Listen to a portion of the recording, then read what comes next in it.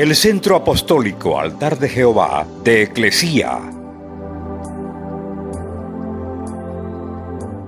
presenta lo mejor del trigo. Conduce Lourdes Bravo de Villar.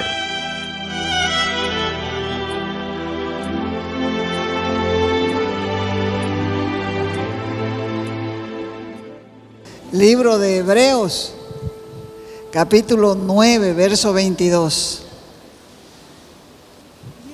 Y según la ley, casi todo es purificado con sangre, y sin derramamiento de sangre no hay remisión, no hay perdón, quiere decir. Existen preguntas que el versículo de hoy responde. Las preguntas son: ¿por qué tuvo que morir Jesús? ¿Qué sucedió en la cruz? Para entenderlo tenemos que regresar al Edén. Dios le había dicho a Adán que si desobedeciese iba a morir. ¿Y qué es lo que pasó? Adán y Eva desobedecieron y por lo tanto debían morir. No solo ellos, sino también todos nosotros. Y la Biblia afirma que todos pecamos y que no hay ni un justo, ni siquiera uno. Por eso le dije, dígale al justo que le irá bien, porque la Escritura dice, pero nosotros le miramos y decimos, justo este, que me tocó a mi lado, pero el Señor lo llama justo. Y en consecuencia todos estamos condenados a la muerte por la desobediencia de Adán. Por eso es que Pablo decía, la paga o el pago del pecado es la muerte. No hay remisión de pecados sin derramamiento de sangre. Y el problema es que el hombre no quiere morir. No importa que le digan que allá va a estar feliz, que allá no hay sufrimiento, que no hay tristeza, que no hay dolor. No importa que le digan todas esas cosas. El hombre, estoy hablando también de la mujer, el hombre no quiere morir, desea ser perdonado y continuar viviendo. Pero Dios y su palabra son eternos. Y su palabra declaró que el pecador debe morir. La muerte del pecador tiene que cumplirse. Pero como dije antes, el hombre no quiere morir. Y como Dios lo ama, tampoco desea que muera.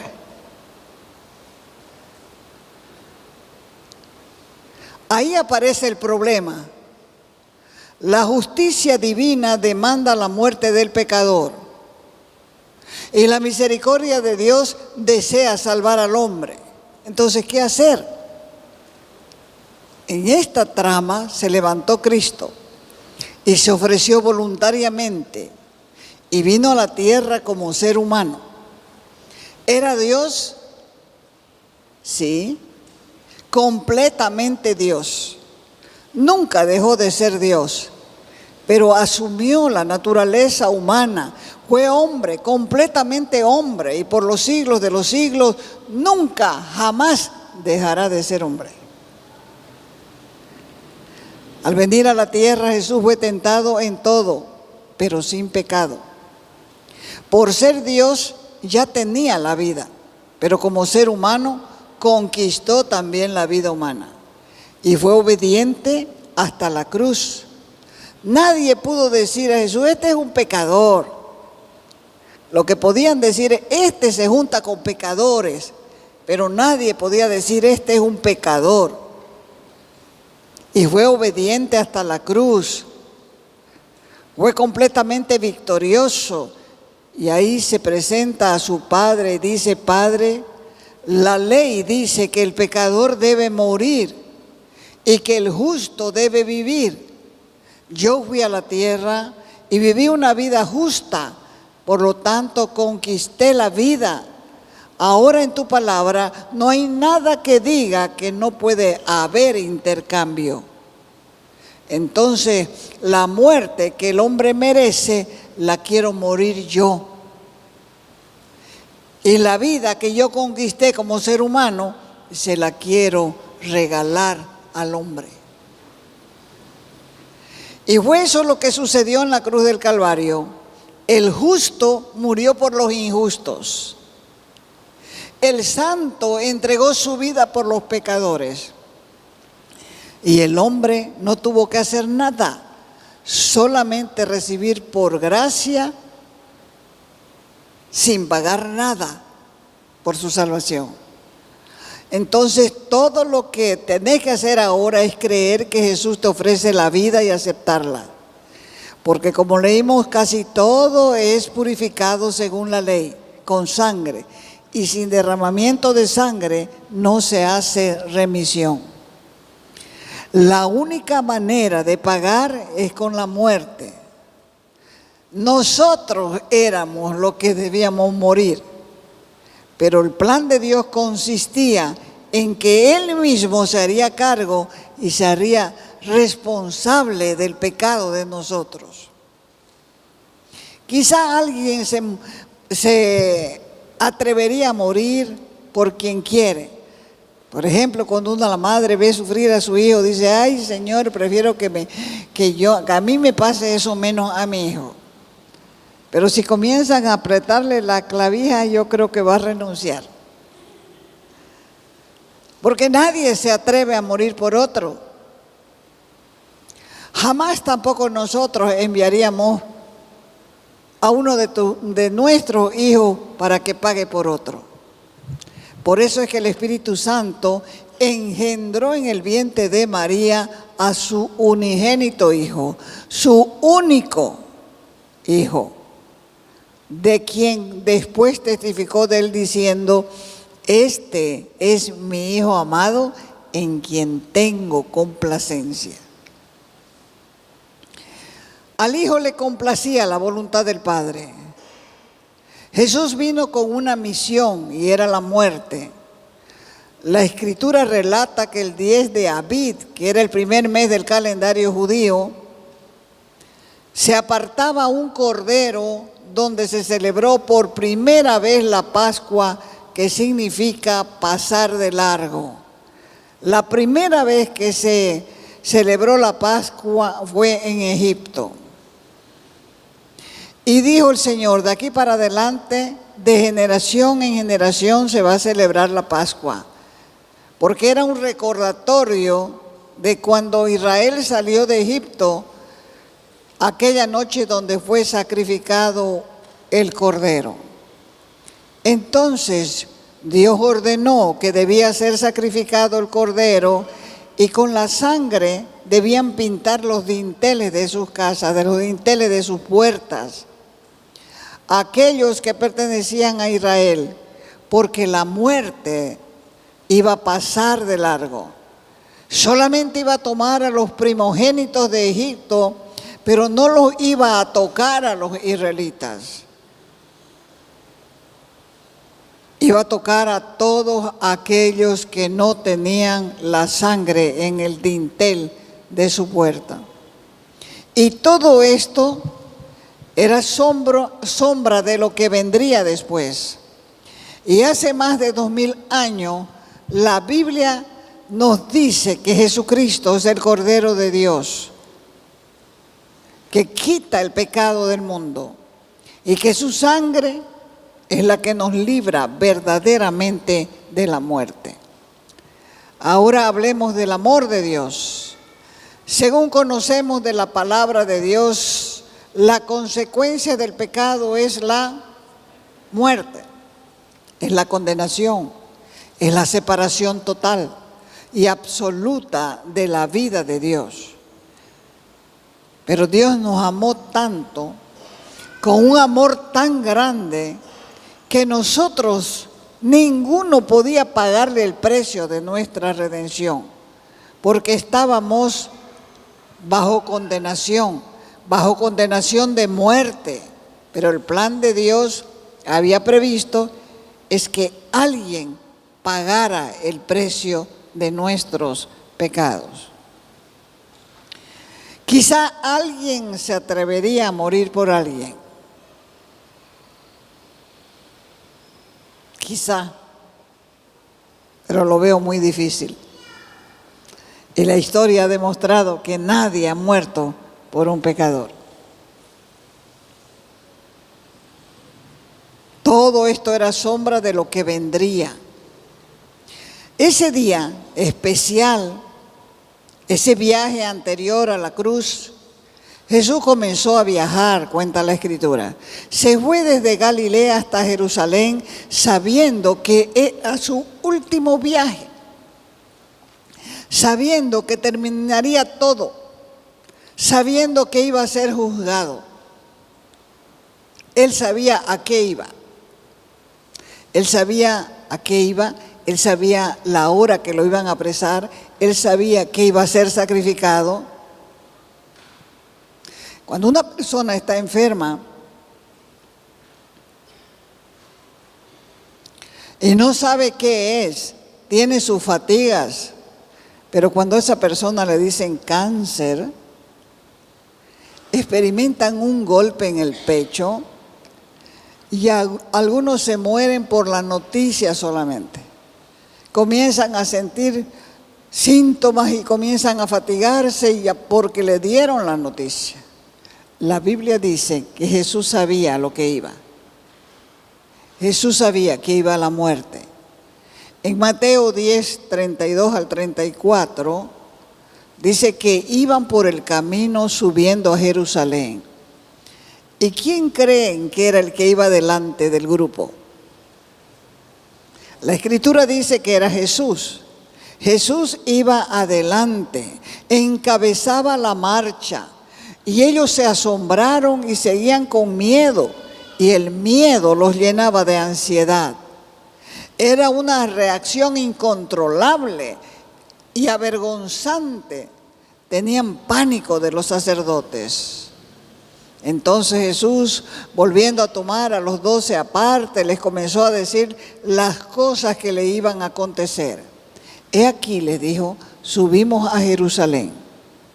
Y el Hijo del Hombre va a ser entregado a los principales sacerdotes y a los escribas. ¿Lo sabía todo?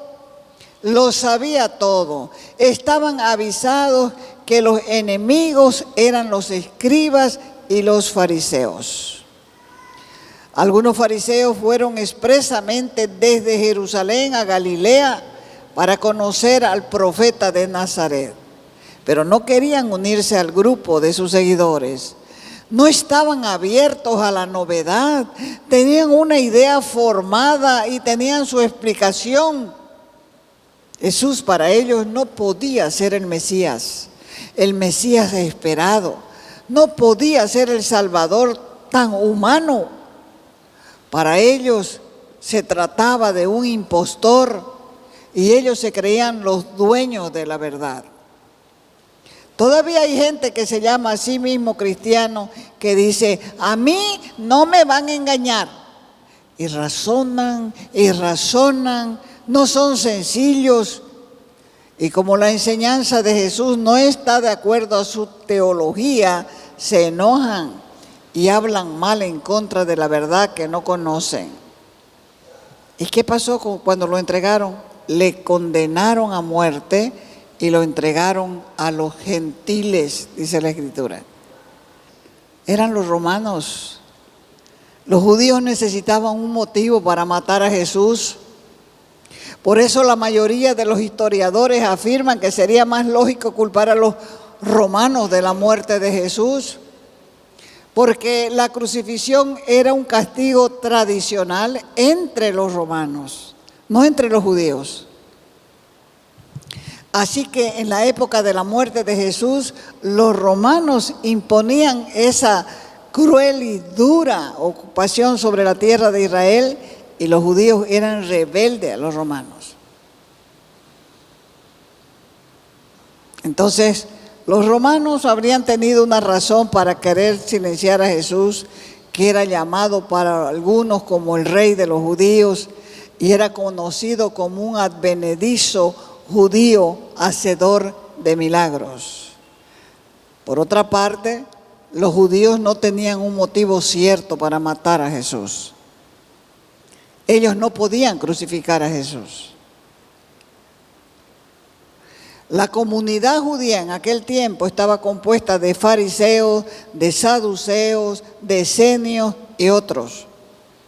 Y entre ellos vivían peleando. En las cartas de Pablo menciona que los judíos mataron al Señor Jesús.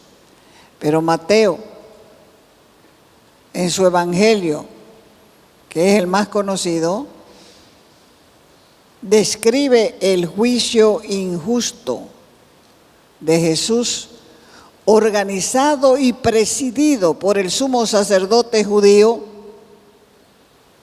que buscaba por todas partes testigos falsos en contra de Jesús, hablándolo, culpándolo de blasfemia. Pregunta al consejo judío: ¿qué pena merece? Merece la muerte, le contestaron. Entonces comenzaron a escupir su rostro y le dieron puñetazos. La historia está en Mateo 26, del 57 al 68. Los 4 evangelios sugieren que debido a que los judíos no tenían permitido castigar a otros judíos que eran culpables de blasfemia, como decían ellos, tenían que convencer a los romanos para que matase a Jesús. Y Poncio Pilato, que era el gobernador de Judea en aquel entonces, es descrito como compasivo al principio, tenía una compasión hacia Jesús, pero fue incapaz de resistir la presión de los judíos que pedían la ejecución del maestro de Galilea. Y esta idea es expresada más claramente en el Evangelio de Juan. Vaya al Evangelio de Juan, capítulo 18, verso 31. Entonces les dijo Pilato: tómenlos ustedes y júzguenlos según vuestra ley. Y los judíos le dijeron: ¿a nosotros qué? No nos está permitido dar muerte a nadie. Así que los miembros reunidos de la comunidad judía le dicen a Pilato: su sangre, la sangre de Jesús, sea sobre nosotros y sobre nuestros hijos. Continuando el Señor Jesús hablándole a sus discípulos, le dijo: me van a escarnecer. ¿Qué quiere decir? Me van a insultar, me van a azotar, me van a escupir y luego me matarán, pero al tercer día resucitaré. En un momento Pedro, tomándolo aparte, comenzó a reconvenirle, dice la Escritura: Señor, ten compasión de ti, en ninguna manera esto acontezca. Y el Señor le dijo: apártate de mí, Satanás, que me eres tropiezo. ¿Por qué no estás poniendo la mira en las cosas de arriba, sino en la de los hombres? Habían 2 poderes que dominaban en Israel en ese tiempo. El primero era el poder religioso. Era un poder malvado porque la religión mata a cualquiera.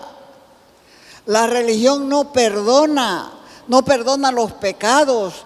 La religión no transforma a las personas porque la religión está llena de leyes que tienes que obedecer y no vas a poder obedecer las leyes de la religión. La religión es un poder demoníaco que opera contra el reino de los cielos. Y esto ocurría en los tiempos de Jesús y ocurre también en nuestros tiempos. No dejan ser libre a la gente. Los hombres acá, las mujeres acá. La santidad a sudar todas con la bata larga. Ahorita no sé cómo les irá.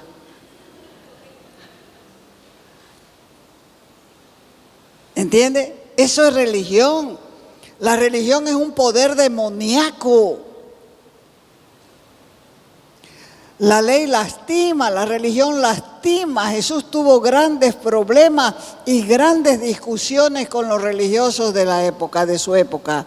Y las palabras más fuertes que él emitió fue contra ellos.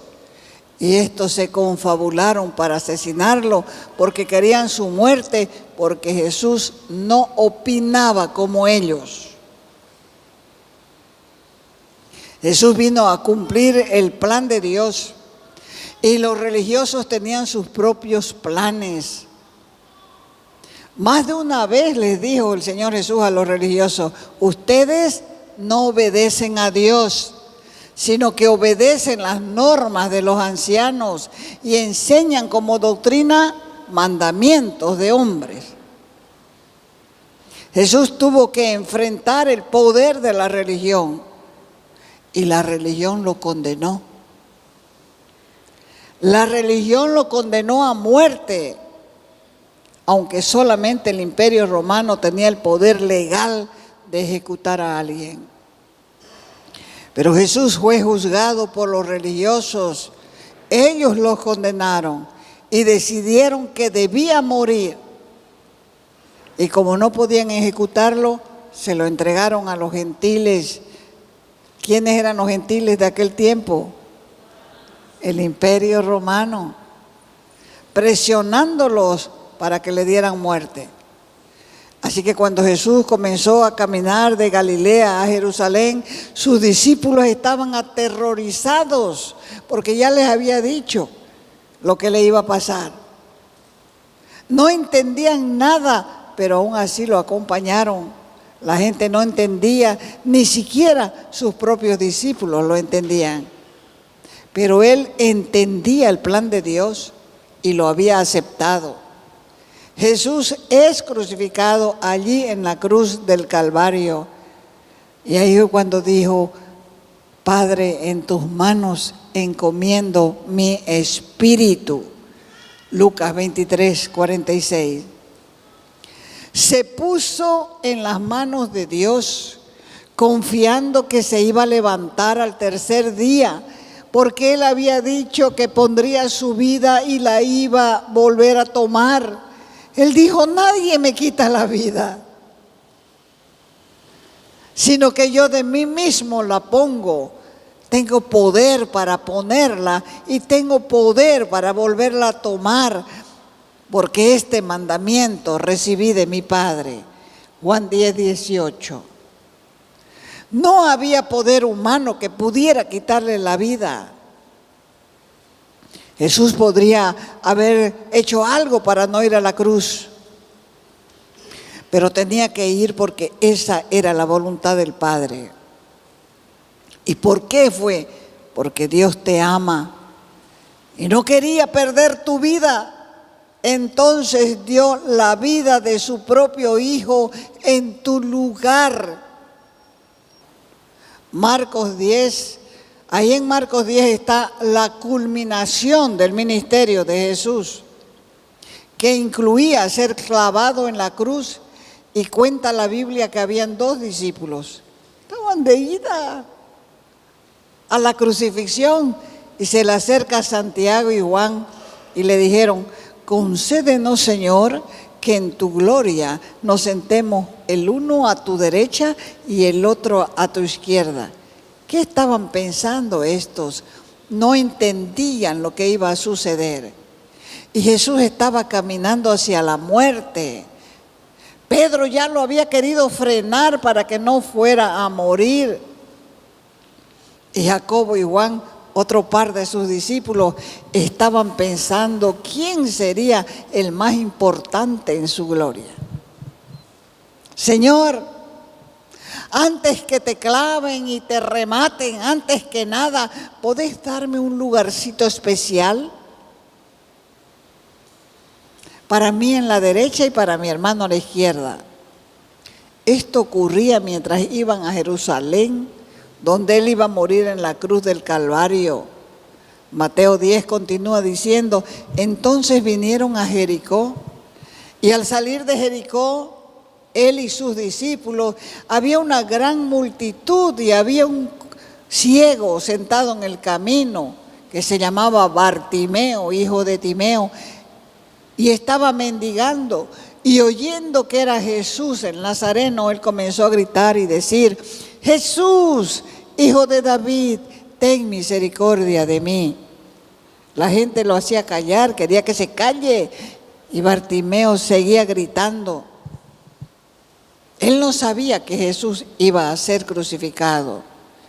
Y los otros lo reprendían y le decían: cállate, hombre, no estés gritando. Y él seguía gritando, pidiendo un milagro.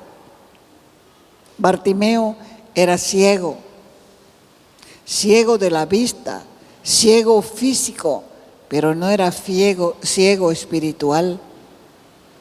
Bartimeo sabía que el rabí de Galilea podía devolverle la vista. Él sabía que Jesucristo era el Hijo de Dios, por eso le dijo: Hijo de David, ten misericordia de mí. Entonces Jesús se detuvo y mandó llamarlo al ciego. Y le dice: tené confianza. Le dijeron al ciego: te está llamando. Él entonces, arrojando su capa, se levantó y vino donde Jesús.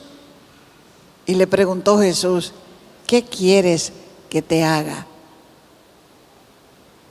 Eso nos sorprende a todos. ¿Sabe por qué? Porque en realidad no sabemos lo que queremos. Dios busca gente que esté dispuesta a pensar en el reino y no en sí misma. Gente que pueda decir: Señor, estoy dispuesto a dar la vida por vos. Voy a hacer lo que vos quieres que haga porque te amo. Ya no te voy a poner excusas, ni por mis estudios, ni por mi profesión, ni por la hipoteca, ni por mi trabajo. Quiero alegrarme con la posibilidad que me das de servirte. Y ahí en la cruz no pensaste en vos, Señor.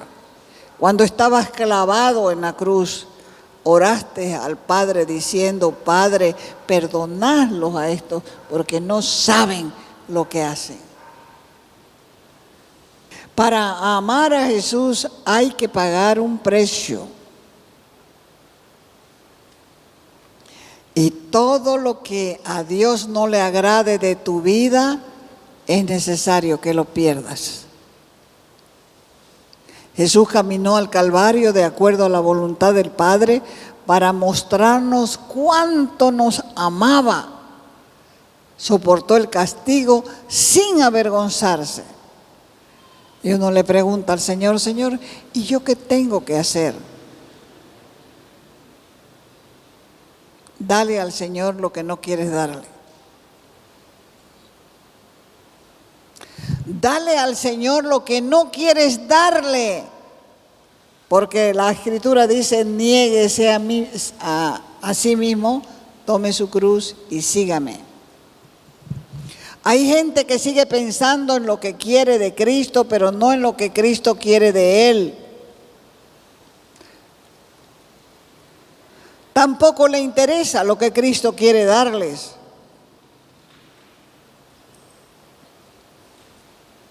La Escritura dice que los discípulos le dijeron a Jesús: he aquí, nosotros lo hemos dejado todo y te hemos seguido. ¿Qué era su todo de ellos? ¿No eran una punta de yesca? Tenían su barquito pesquero, pero no pescaban nada. No podían pagar ni sus impuestos. Y viene a decirle: aquí nosotros lo hemos dejado todo y te hemos seguido. Y respondió el Señor Jesús y le dijo: de cierto os digo que no hay ninguno que haya dejado casa, o hermanos, o hermanas, o padre, o madre, o mujer, o hijos, o tierras, por causa de mí, del Evangelio, que no reciba 100 veces más ahora en este tiempo. Casas, hermanos, hermanas, madres, hijos, tierra, con persecuciones, y en el siglo venidero la vida eterna. No le tengas miedo al Señor. Con Cristo solo se gana. Puedes decirle, te doy gracias porque hoy me has revelado cuánto me amas y cuánto estuviste dispuesto a perder por mí. Hoy quiero entregarte lo que me pidas, hoy quiero entrar en tu voluntad, quiero rendirme a tus pies, hoy decido seguirte y nunca más volver atrás, en el nombre de Jesucristo. Te invitamos a nuestras reuniones los días viernes y sábado a las 6 de la tarde, los domingos a las 10 de la mañana y a las 6 de la tarde. Calle Nicolás Suárez, esquina Félix Pinto.